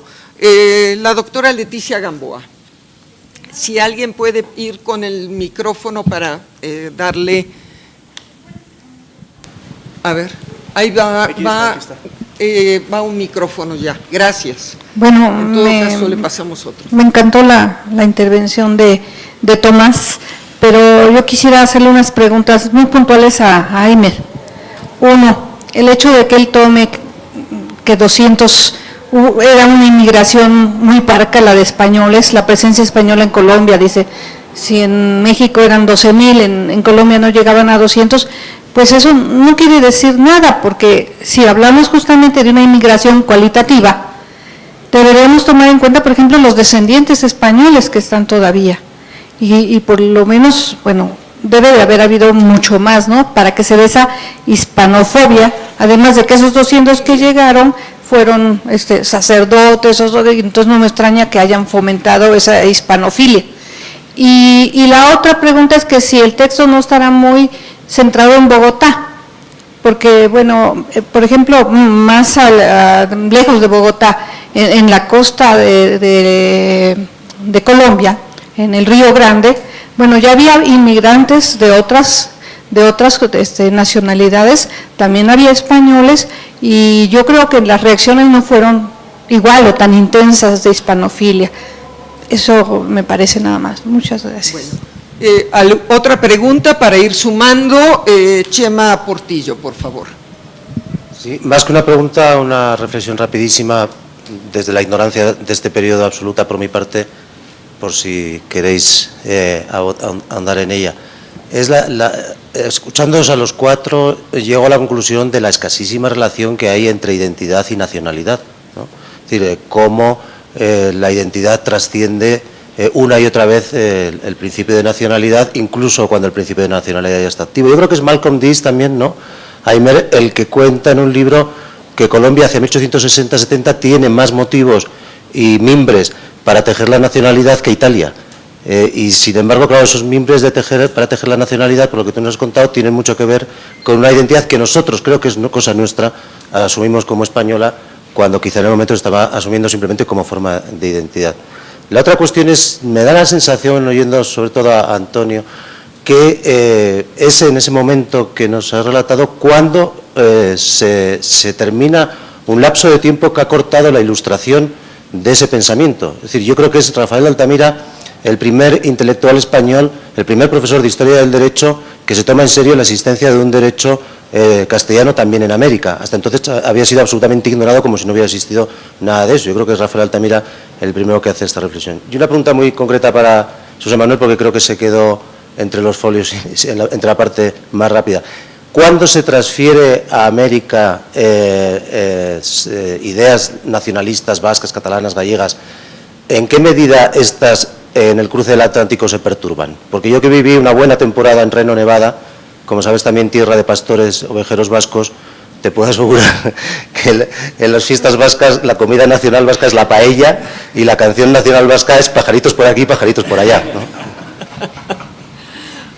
Otra pregunta, otro comentario, por favor, la señora. Sí, para el profesor expositor de Colombia, a mí me hubiera encantado también escuchar algún equilibrio en cuanto a la región negra del Chocó, que conocemos que es un bastión hispanofóbico, y que me hubiera encantado un equilibrio ahí. Gracias. Otra y última pregunta de esta ronda, para luego abrir otra ronda, por favor. Yo soy José Luis Valencia, de Radio Universidad Autónoma de Querétaro. Tengo un programa los lunes y soy productor de él. El día 15 de septiembre del año pasado me tocó una llamada a la cabina en la cual una persona muy agradablemente comentaba que por qué estábamos programando música española en día 15 de septiembre. Y pues no dio su nombre, no dio su teléfono, no se pasó la llamada al aire, pero de ahí les dejo el comentario de que sigue aún pues el ánimo exacerbado. Bueno, vamos a hacer esta primera ronda de respuestas y vamos a seguir con el diálogo, y por favor entre los ponentes también. A ver, ¿quién empieza? ¿Empiezas Antonio o empiezas Aymer? Aymer. Bueno, está bien. Perdón. Sí. Sí, gracias a Leticia y la otra colega que preguntan. Lo de los 200 españoles en Colombia para la época. Efectivamente, Leticia, había en otras regiones y particularmente hacia el Caribe muchos libaneses, ¿no? Llegaron muchos libaneses asociados a empresarios, comerciantes, en fin. Pero lo particular en relación a lo cualitativo de estos españoles en México, en Colombia, perdón, quizás o quizás no, está definitivamente en el hecho de que se insertaron en una sociedad y en un modelo de Estado muy católico, que fueron, como en toda América Latina, en Colombia los programas de colonización fracasaron, pero se dieron la tarea de escoger especialmente curas, sacerdotes, monjas, justamente para llevar el proyecto educador, civilizador a ciertas regiones del país, o la mayoría del territorio colombiano, los llanos orientales, por ejemplo, en donde desde la conquista estos territorios habían quedado por fuera de, digamos, el desarrollo económico, civilizador, cultural. Entonces se crean misiones religiosas específicamente destinadas a llevar la civilización a comunidades indígenas aisladas, y son justamente estas monjas, estos curas españoles los que se van para allá, ¿no? Pero creo que en complemento con lo cualitativo son también las circunstancias del Estado y de la sociedad colombiana, prohispanista, católica, jerárquica, autoritaria, y todos esos imaginarios, pues en todos esos imaginarios vienen o calan muy bien estos españoles. Y justamente este núcleo de letrados encabezados por Caro sí son muy descendientes. Tú también preguntabas por descendientes españoles. Son los blancos, se reivindican como españoles, tienen ancestros en la colonia. Uno puede establecer la conexión directa entre estos hombres ilustres de la colonia con estos hombres ilustres de finales del siglo XIX, muy dentro de esta cuestión de la República de las Letras. Sí, está muy centrado en Bogotá, Leticia, efectivamente, porque a diferencia de México, en Colombia no hubo estos núcleos de españoles en las provincias, ¿no? Tú los has estudiado en Puebla, estaban en Michoacán, estaban en Nuevo León, y estaban en haciendas, y estaban en empresas, en la industria. Bueno, en Colombia no. En Colombia estaban muy asociados a estos descendientes blancos e ilustres en torno al idioma, las letras, y en torno a funciones estrictamente evangelizadoras, católicas, castellanizantes para estas comunidades indígenas, ¿no? Y luego viene la pregunta de las negritudes en el Chocó. Mira, en el siglo XIX el Chocó colombiano no existía más que como territorio, pero la presencia española o incluso del Estado colombiano allí no aparece. Las comunidades negras en Colombia es con la Constitución colombiana de 1991 cuando especialmente empiezan a ser visibles. No creo que en estas comunidades hubiera un contradiscurso a la hispanofilia del centro de Bogotá. Lo que yo sí llamo la atención, y en eso no concuerdo mucho con Tomás, es que en México el discurso hispanista de hispanofilia hacia España tuvo un fuerte contrapeso en el indigenismo, incluso en el contexto del centenario y durante todo el porfiriato. Yo incluso estudié la década de 1800 90 a 1900, siguiéndole la pista a la celebración del 15 y 16 de septiembre, y siempre empezando por el famoso grito de ¡Viva México! Mueran los gachupines, pues había desórdenes y el punto central de esos desórdenes eran los españoles. En Colombia, dado que en el siglo XIX, o mejor, dado que no hay una tradición prehispánica tan importante, digamos, en términos de unas comunidades con una fuerte civilización y cultura, el discurso indigenista no aparece mucho. No es tan sistemático como en el caso mexicano.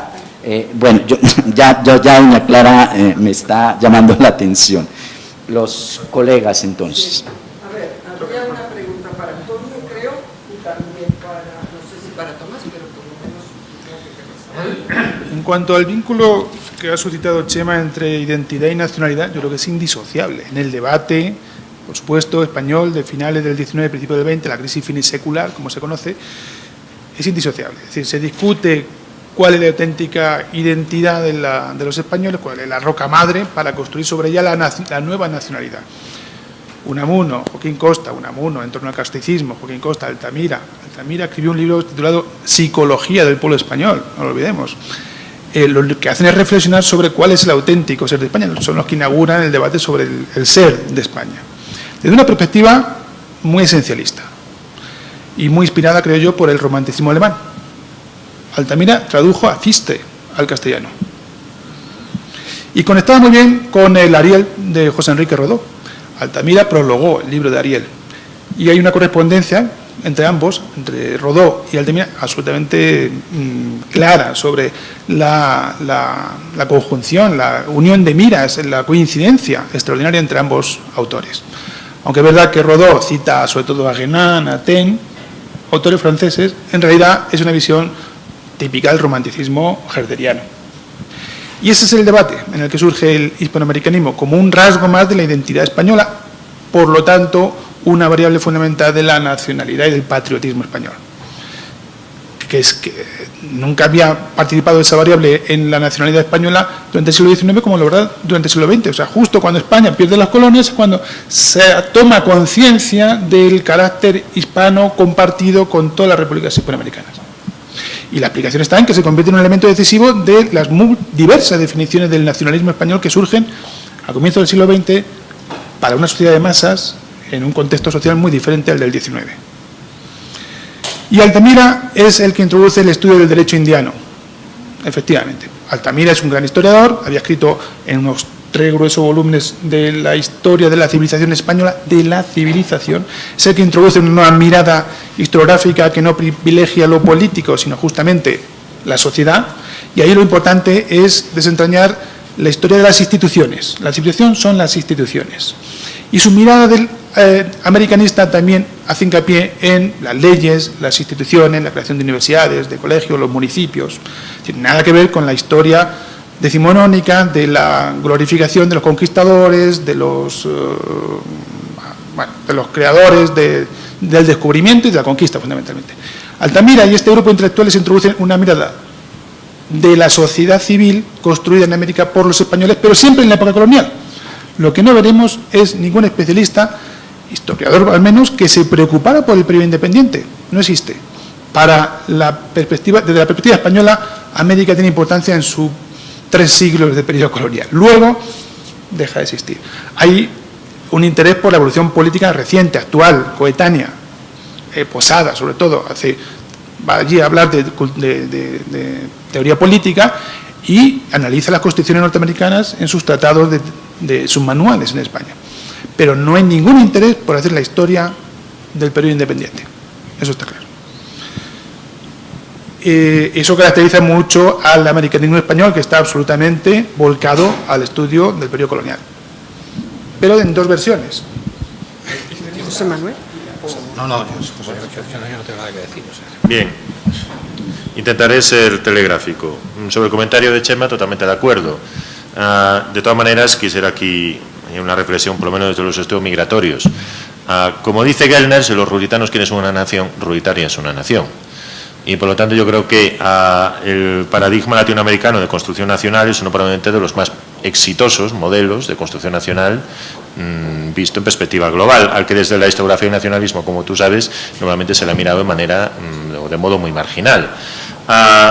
Y en ese sentido yo creo que es fascinante apreciar a lo largo del continente americano y particularmente en aquellos países con fuertes componentes de inmigración masiva, cómo a pesar de las tasas de endogamia, o las tasas o los índices de endogamia muy variables, cómo a pesar de los diferentes índices de segregación del espacio residencial, cómo a pesar de todos aquellos indicadores que la Escuela de Chicago nos decía en los años 80 que eran muy importantes para ver si una población estaba predestinada a formar parte de un melting pot o no, sin embargo, no hay grandes diferencias entre cómo se sienten argentinos, los descendientes de los suizos de las colonias de Misiones, después de 2 generaciones, y cómo se sienten pues los habitantes de barrios multiétnicos donde todo el mundo se casaba entre ellos. Al final, a mí me gusta, por ejemplo, la definición que dan algunos teóricos de la inmigración norteamericana, como Gans, acerca de esa convivencia y diferentes esferas de identidad, y cómo hay un elemento que es la identidad simbólica, que permite la coexistencia de la identidad de origen en muy diversas formas, con la plena asunción de una identidad que está vinculada además a la ciudadanía, de manera clara y efectiva, ¿no? Y esto, a partir de ahí, podemos también hablar de casuísticas más complejas, como es precisamente además la integración de esas dobles pirámides de las que hablaba Tomás. En todo caso, cuestión concreta: ¿cuándo entra el nacionalismo vasco, catalán y gallego? ¿Cómo, cuándo se transfieren y cómo cambian? Vamos a ver. Llegan enseguida, los estímulos llegan enseguida. Había ya raíces previas, porque ya dentro de estos expatriados republicanos de finales del siglo XIX había algunos imbuidos del federalismo pimargaliano, había algunos que habían participado en juegos florales, tanto en el caso catalán como gallego, sobre todo, había activistas, algunos carlistas, defensores de los fueros, y por lo tanto ya algunas de esas ideas habían prendido y habían crecido de manera autónoma, y sobre esto, digamos, interaccionaron los nuevos estímulos de manera muy diversa. En algunos casos hubo una ruptura absoluta con lo que eran los gérmenes de un nuevo modelo de construcción, no sé si de una nacionalidad vasca, pero sí por lo menos de una, en el caso vasco sobre todo, sí de un modelo identitario construido sobre todo a partir del idioma. Es decir, cuando llega el racismo de Sabino Arana, como ya te comenté, las ciertas construcciones que se ven muy bien en la revista La Vasconia de Buenos Aires, de definición de una comunidad lingüística, se rompe. ¿Qué es eso de la raza? ¿Qué problema tienen un vasco francés con los maquetos? Entonces ahí realmente hay una cierta retracción de los inmigrantes de origen vasco-francés. En el caso del catalanismo y el galleguismo ya había, digamos, dinámicas propias, que luego se refuerzan con las nuevas dinámicas que vienen. Cambian, sí, y cambian mucho, porque en primer lugar responden a nuevas dinámicas, responden a nuevas necesidades sociales. Es decir, para catalanes y vascos, o para una parte de los inmigrantes catalanes y vascos, que no de la mayoría, como en el caso de los gallegos, esas nuevas doctrinas enfatizaban su valoración y su posición dentro de la jerarquía de valores de la sociedad de recepción. Es decir, qué bien, no somos españoles, mejor, somos mejor aceptados. Es decir, para los gallegos era más problemático. Es decir, ¿cómo? A ver, si ahora nos definimos como gallegos ante esta sociedad que ya nos toma bastante de broma, pues encima definirnos doblemente como gallegos. Esto empieza, pero en una parte, sin embargo, de los que asumen esta nueva doctrina, se interpreta como una forma de reafirmar su identidad frente a lo que conciben como un desprecio, que eso sí, interpretan, no sin razón del todo, que no proviene de las sociedades americanas, sino que ha sido trasplantado desde Castilla en la época colonial y que allí ha adquirido nuevos matices, ¿no? Por lo tanto, además, no solo responden a nuevas necesidades sociales, sino que tienen o reciben influencias ideológicas diferentes. Esto se ve muy claro, quizás no tanto en el caso argentino, pero en el caso cubano. Por ejemplo, el nacionalismo de José Martí entra claramente en el repertorio ideológico de los nacionalistas vascos, catalanes y gallegos allí actuantes, ¿no? Y en el caso argentino, pues sí, hay muestras, ¿no? Sobre todo Irigoyen aparece por aquí, algunos pensadores argentinos son reinterpretados de manera autónoma. Y simplemente una cuestión relacionada con esto y con algo que afirmaba con razón Antonio Niño, es decir, el hispanoamericanismo, esta proyección americana, no solo se incorpora al nacionalismo español, incluso a algunos nacionalismos subestatales, Es más, en el catalanismo la idea del imperialismo catalán, la idea de que América es un ámbito en el que proyectar una reconstrucción de un imperio español, pero un imperio español que para ser imperio tiene que ser diverso y precisamente debe partir por un reconocimiento de la diversidad cultural interna para ser una auténtica polis que supera el Estado-nación, que puede integrar a Portugal y que por lo tanto puede aspirar a ser una auténtica comunidad iberoamericana. Lo que pasa es que toda esta sucesión de pasos era demasiado complicado de entender, incluso para los propios catalanistas. Pero no olvidemos quién formó el imperialismo falangista. Sobre esto ha insistido, como saben, Enrique Ucelay. ¿Quién formó el imperialismo falangista? Eugenio d'Ors.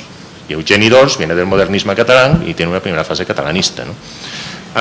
Por lo tanto, ahí, digamos, hay más tela que cortar. Y ha puesto sobre Altamira. Yo creo que Altamira, efectivamente, hay que entender su invención del concepto, su apropiación y desarrollo del concepto de civilización, también como una forma de recuperar una hegemonía perdida. Y esto es bastante paralelo, o un poco más tardío, pero tiene un paralelismo, en mi opinión, con lo que Oliveira Martins, por ejemplo, escribió unos años antes, por el caso de Portugal. Inventó el concepto de civilización ibérica como una nueva manera de estar en el mundo, desde un punto de vista espiritual, de dos naciones en decadencia. Gracias. ¿Quieres decir algo? No. Bien, otras intervenciones, otros comentarios. Carmen Tagüeña, por favor. Les va a dar hasta risa, pero yo me acuerdo que una vez estando en Alcalá de Henares y vi la plaza, le dije a un español, esto me recuerda, y no sé qué lugar de México dije, y entonces me dijo, sí, claro, debe ser la influencia azteca. Bueno, mi pregunta es un poco en ese sentido, o sea, está muy claro cómo los países americanos siempre han tomado en cuenta a España y su origen, digamos. Pero me pregunto si España alguna vez en serio ha tomado a los países americanos o ha reconocido alguna influencia de los países americanos. Esto está abierto a toda la mesa y a todo el que quiera contestar. Un momento, ¿pregunta? Sí, por favor, Beatriz. A Beatriz Bragoni. No creí que querías contestar. Gracias. Bueno, dos cuestiones. El centenario en la Argentina tiene que ver también, no tanto con, diríamos, recordar la ruptura con España, sino celebrar la nación, ¿no? Y en celebrar la nación ingresa una nación que se ha transformado y que se está transformando y que esa monumentalidad que se exhibe en Buenos Aires se reproduce también en localidades muy pequeñas del interior del país, todas conmovidas por la inmigración. Es decir, cada una con los recursos que tenían, pero el tema es estar ahí y homenajear la nación y sentirse parte de ella. Y yo creo que aquí un componente decisivo es, diríamos, la convicción de las élites dirigentes, las liberales, que en su gran mayoría eran hijas, digamos, vástagos de las familias de la inmigración borbónica, como lo demuestra Alberdi, como lo demuestra Roca. Roca venía de una familia de Tarragona, que había llegado al Río de la Plata a fines del siglo XVIII, y las élites del interior también han estado renovadas por estos flujos migratorios, digamos, por goteo, que corta la revolución por un tiempo, pero que después se quedan, diríamos, en las estructuras administrativas de los estados provinciales y del Estado Nacional. Y en este sentido, Roca en ningún momento reivindica el pasado de su familia, ni mucho menos, sino que argumenta fundamentalmente que hay que construir la nación. Y los mecanismos, me parece, más efectivos de esa integración social tienen que ver con los dispositivos institucionales y los servicios dados por el Estado, que son fundamentalmente la educación pública, que es el principal, digamos, herramienta de integración y de sociabilidad patriótica con los nuevos códigos, y también para la población masculina el servicio militar obligatorio.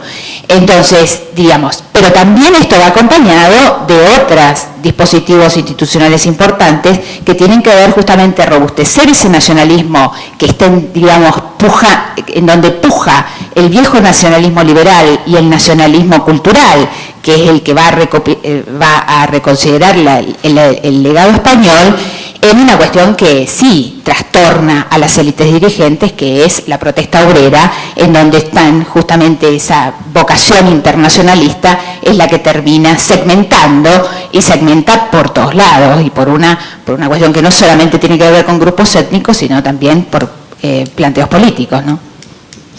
Gracias. ¿Le podemos pasar ahora a Dávila mientras nos llega el micrófono por aquí?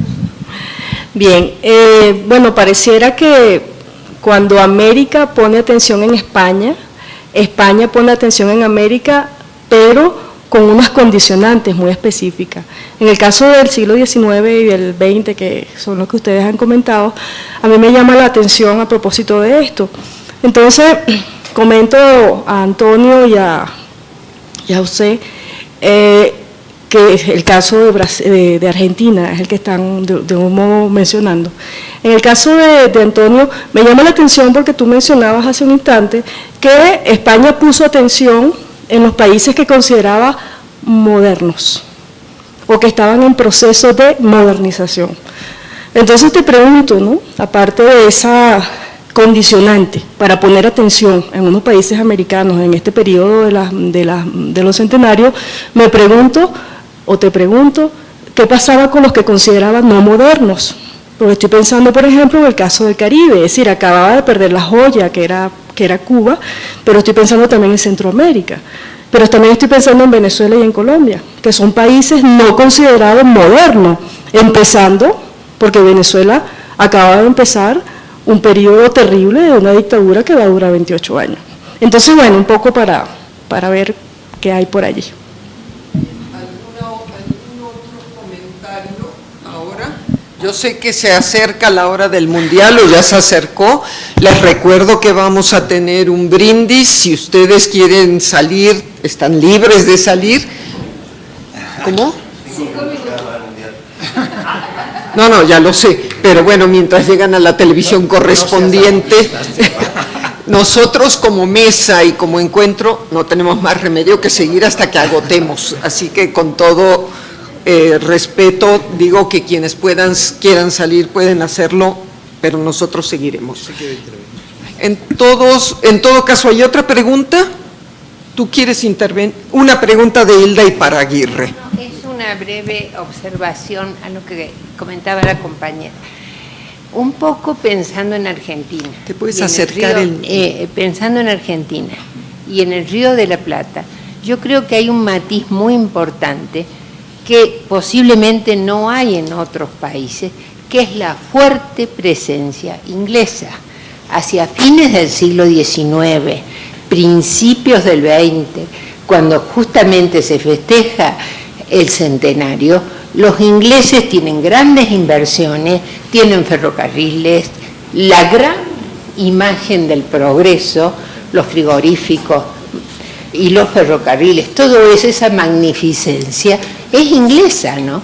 Y sin ir más lejos, pensando en La Fuente, ese tomo fantástico que se saca para el centenario de la independencia, que yo creo que es de consulta obligados para todos nosotros, para todo, porque es minucioso en su información, es un libro hecho en Inglaterra y tiene escrito el gran libro del centenario, lo hacen los ingleses, y tiene la versión española y la versión inglesa.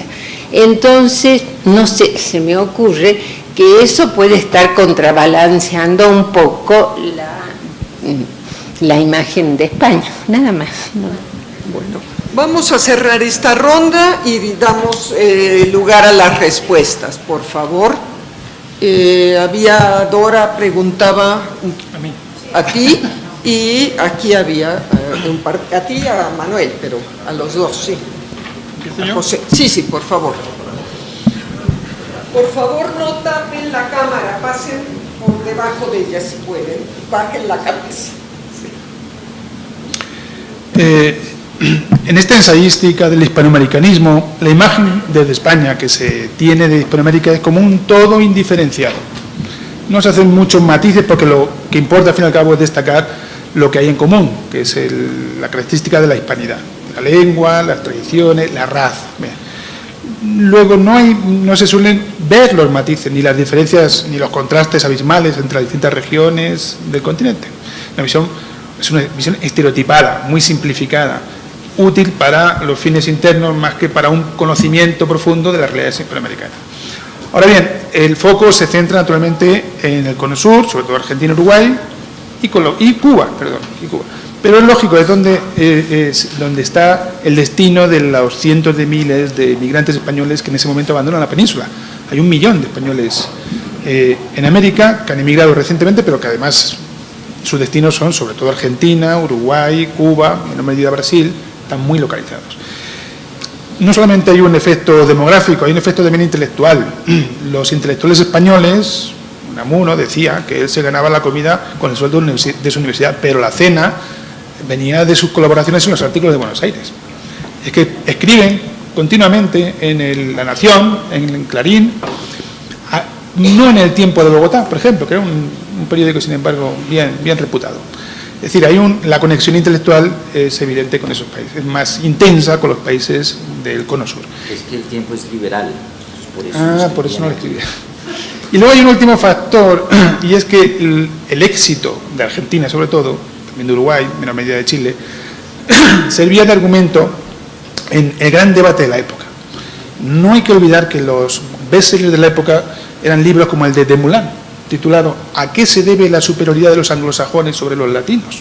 O ¿cuáles son las causas del éxito de los países germánicos? El debate sobre la competencia entre las razas, no solamente entre las naciones moribundas y naciones Dei Nation y las naciones vivaces que decía Salisbury, sino entre se pensaba el mundo como compuesto por grandes conjuntos de naciones identificados por su adscripción racial en el sentido étnico-cultural, no racial en el sentido biológico. Pero el libro de Rodó, Ariel, es eso, es una defensa del carácter latino y de los pueblos latinos frente al modelo anglosajón, norteamericano, Calibán, Ariel frente a Calibán.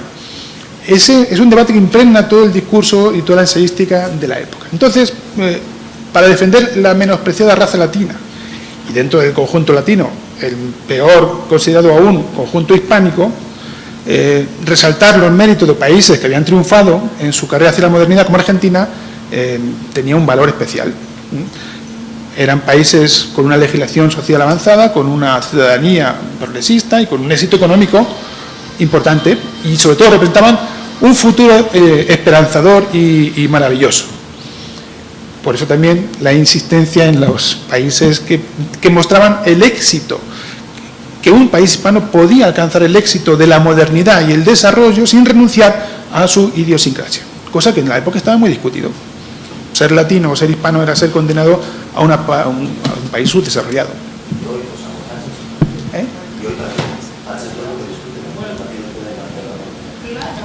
Otro comentario, José. Sí, a ver. Sobre si España suma América, ¿hasta qué punto? Yo creo que de forma visible bastante menos que otros antiguos imperios. Hay algunas aportaciones últimamente muy interesantes sobre cómo el imperio se vivía en casa, en el caso británico, y cómo, digamos, en la vida cotidiana y a través de todas las formas que algunos autores llaman nacionalismo trivial, penetraba, digamos, la conciencia de que Inglaterra, o el imperio británico, mejor dicho, la propia metrópoli, tenía una dimensión multicontinental. Sería largo de exponer, pero yo creo que en España nos hemos quedado en que las tiendas de comestibles durante mucho tiempo se llamaron ultramarinos y prácticamente ahí nos hemos quedado. Y ahí el contraste con Gran Bretaña y quizás con Francia, yo creo que es con Portugal, que siempre lo olvidamos, es bastante claro. Yo diría, sin embargo, que las Españas sí.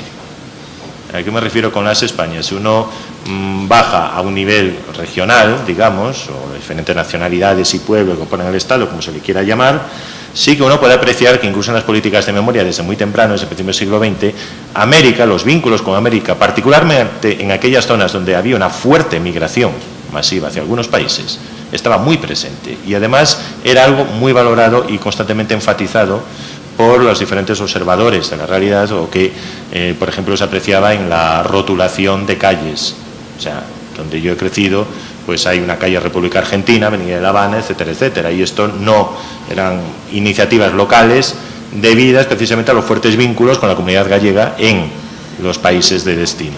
Por lo tanto, yo diría que depende de dónde miremos y cómo apliquemos el buscar lo pequeño o mirar pequeño, como dice Giovanni Levi, ¿no?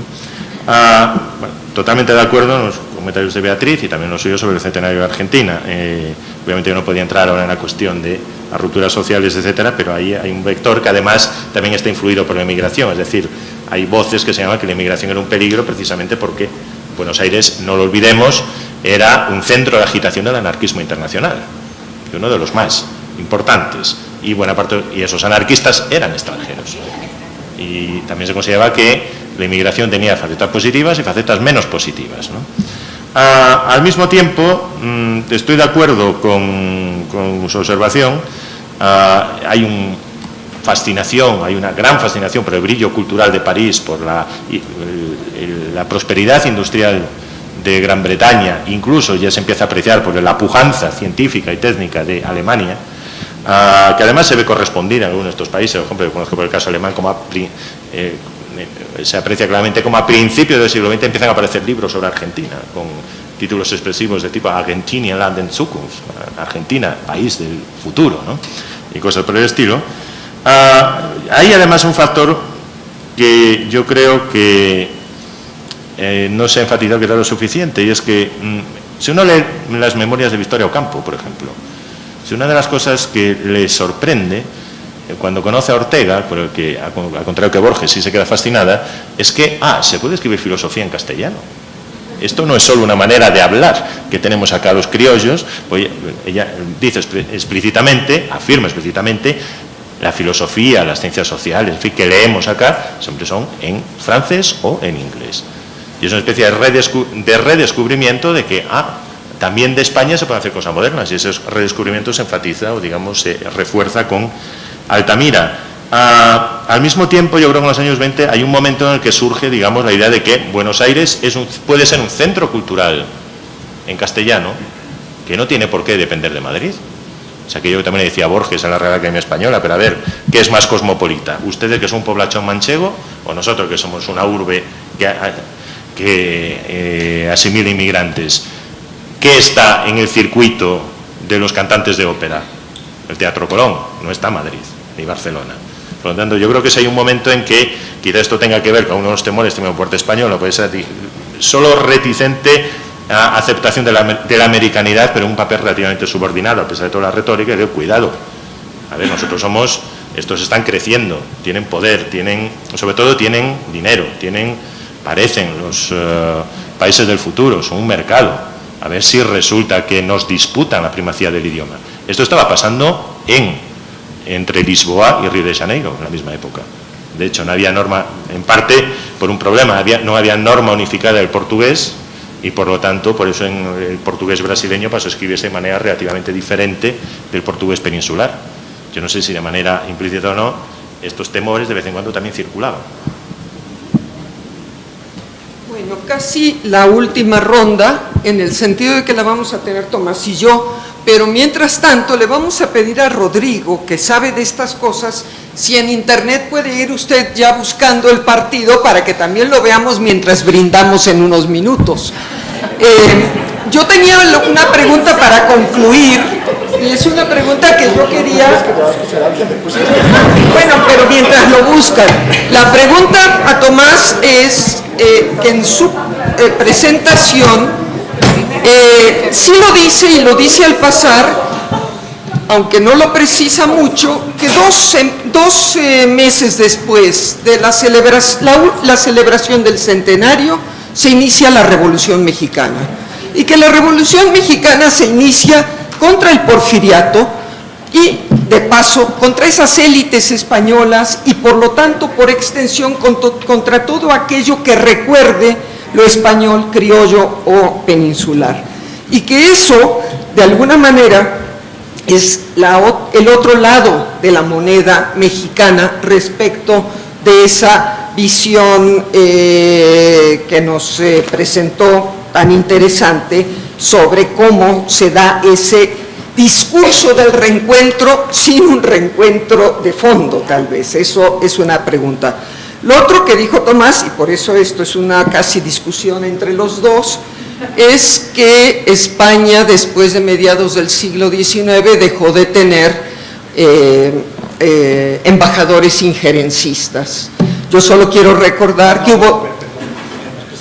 Lo que quería decir es que después de la pérdida de Cuba dejó de tener, o sea, después de la pérdida de Cuba, no antes. Bueno, los dos embajadores injerencistas más importantes y más activos contra el inicio del régimen revolucionario de Madero fue el embajador norteamericano, y el embajador Cologan y Cologan, don Jacinto Cologan y Cologan, embajador de la Corona de España. De modo que la presencia gachupina en la política de México continúa desde un punto de vista muy directo en los primeros años de la Revolución. Y eso ya hace de España-México un problema distinto tal vez, y creo que esa es una de las realidades de la realidad en otros países donde el centenario se puede celebrar como acercamiento, como celebración de la nacionalidad también o de la nación, pero en México también es el inicio de la revolución y eso marca líneas muy diferentes. Tomás, te lo dejo. Estamos apenas empezando, de modo que tienes tiempo para contestar. Bueno, yo no sé si hablar... Lo llevamos muy bien, ¿eh? Eso es para ponerle un denso final. No sé si puedo hablar viendo un partido a mis espaldas, sobre todo porque todos ustedes lo están viendo y yo no, ¿no? O sea, eso es lo que preocupa, ¿no? No, yo quería hacer varias aclaraciones antes de responder a Clara, porque con Clara, no sé si te voy a responder, pero bueno, primero quiero hacer las aclaraciones. Las aclaraciones tienen que ver con una cosa que a mí sí me preocupa y tiene que ver con la pregunta de Dora, que no iba dirigida a mí, pero sí el fondo de la pregunta. La pregunta es que cuando nosotros empezamos a hablar de eso de qué pasa de España con respecto a América, yo a veces tengo la impresión de que lo que estamos pensando es una señora España vestida de sevillana con un señor México vestido de charro, se encuentran en una taberna y bueno, pues se tiran de los pelos o tienen relaciones amistosas. Creo que las cosas son mucho más complicadas, es decir, o sea, ¿de qué estamos hablando cuando hablamos de la visión de España con respecto a América? Estamos hablando del gobierno español, porque eso es una cosa. Estamos hablando de esos grupos de los cuales hablaba José Manuel que tenían a su hijo en Buenos Aires, porque eso es otra cosa. Entonces, claro, yo creo que ahí lo que tendríamos que estar viendo por un lado es, hay políticas del gobierno español, y que esas están condicionadas por elementos claramente vinculados a el momento concreto en el cual estamos hablando. Entonces, ¿le preocupaba al gobierno español en un momento determinado lo que ocurría en Honduras? No, al gobierno español no le preocupaba nada lo que ocurría en Honduras, sí le preocupaba lo que estaba ocurriendo en Argentina, porque Argentina se estaba convirtiendo en un país con un peso determinante. Ahora, ese es el gobierno español. Están por otro lado los grupos intelectuales españoles que se mueven en una enorme ambigüedad, y yo eso no sé si lo dejé claro en mi intervención, que tiene que ver con el propio proceso de imaginación nacional español. Y en ese proceso de imaginación nacional español, América se convierte desde muy pronto, por un lado, en la prueba de que somos un país miserable, pero no necesariamente, no estamos condenados por la historia, tenemos un largo pasado detrás, hemos hecho grandes cosas y por lo tanto además podemos hacer grandes cosas cara al futuro, y esa es otra mirada sobre América Latina, la que tienen un determinado grupo de intelectuales, etcétera, etcétera. Y después está la mirada que yo sobre esa sí que quería insistir. Yo creo que en general hay regiones en las cuales la presencia de América no existe, pero hay otras regiones en las que la presencia de América está constantemente, entre otras cosas, por un motivo muy evidente, porque es que la economía de esas regiones depende de lo que están enviando aquellos miembros de la familia que se han ido a vivir a La Habana, a México o a Buenos Aires. Por lo tanto, yo no me atrevería a decir qué es lo que le pasa a España con América. Yo creo que eso es una frase casi carente de sentido. Lo que ocurre son determinados aspectos y determinados asuntos concretos. Y te voy a contestar, Clara, porque ya que tengo tiempo, aunque esté el fútbol aquí, te voy a contestar. Vale. Es que no, pero transmíteme lo que pase, porque si no yo es que no lo veo, ¿no? O sea, entonces, yo lo que insisto mucho es que en torno a la celebración del centenario y en torno a la celebración del centenario hay una fecha clave para las relaciones de México con España. Esa fecha clave es 1898 y la pérdida de Cuba, porque en ese momento las relaciones de España pasan a estar, del gobierno español, no de España, no voy a caer en el error que acabo de denunciar. En las relaciones del gobierno español, México pierde importancia de forma absolutamente marcada, lo cual no quiere decir que no pierda importancia los españoles viviendo en México o, para simplificar, la colonia española en México. Una colonia española en México que se ve enormemente afectada por la Revolución. Se ve afectada por la Revolución por dos motivos, porque efectivamente la Revolución es en su discurso profundamente hispanófoba en algunos sectores, y aquí está Johanna que me diría que en otros sectores no es tan hispanófoba, por lo menos hasta la década de los 30, pero bueno, no quiero, eso lo discutes tú si quieres. Es profundamente hispanófoba en eso y además afecta directamente a los intereses de muchos de los españoles que se encuentran en México, que hay procesos de expropiación, etcétera, etcétera. Y en ese momento es cuando los representantes del gobierno español, embajadores o no embajadores o representantes, intervienen en contra claramente de la revolución, pero en ese caso porque sus connacionales en México lo que le están diciendo, oiga, que es que a nosotros la revolución nos está quitando las haciendas, nos está arruinando, nos está quemando los hoteles, etcétera, etcétera. Y ese es otro asunto, pero esa intervención de las embajadas españolas ya no tiene que ver con un asunto estratégico del gobierno español, tiene que ver con un asunto que es mucho más local, vinculado a los asuntos españoles. Dada la aclaración, creo que vamos a dar por cerrado este encuentro. Creo que habrán visto que hemos tenido dos jornadas intensamente ricas gracias a la colaboración de todos nuestros colegas y amigos que han llegado a participar y de todo el público que ha tenido durante 2 días el interés de seguirnos. El último episodio ha sido para mostrar que la cátedra es vibrante, que nos llevamos bien, pero discutimos mucho y que este es un foro y un espacio de discusión y de diálogo entre el mundo mexicano, el español y el iberoamericano. En síntesis, gracias por su presencia, quedan invitados al brindis y el partido está aquí, pueden sentarse con las palomitas o con la copa. Gracias.